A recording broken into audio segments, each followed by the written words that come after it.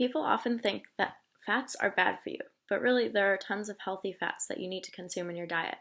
My favorite is the avocado or flaxseed.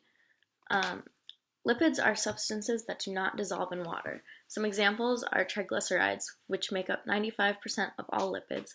Triglycerides can be fats or oils. Fats are solid at room temperature and oils are liquid.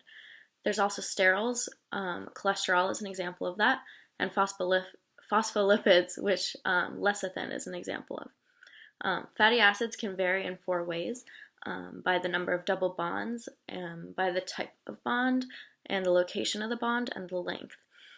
Long-chain fatty acids stack together well to make solids at room temperature, while monounsaturated and polyunsaturated fatty acids do not stack well together because they're bent and that makes them liquid at room temperature. Saturated fatty acids are a lot of what we consume in our diet. They're a long chain of carbons, which are all single bonds.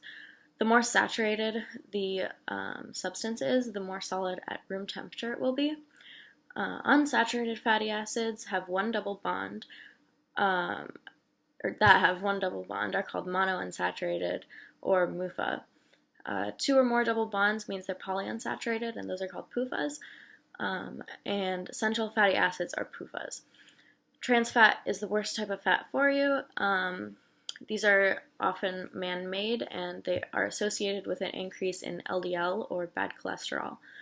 The omega fatty acids are essential. An example of an omega-6 is linoleic. That has a double bond on the sixth carbon.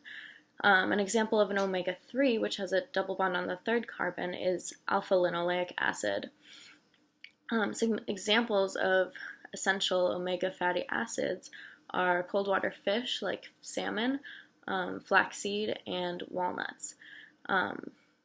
Fish is really recommended because it has a higher concentration of essential fatty acids. Yeah, so that's all about healthy fats.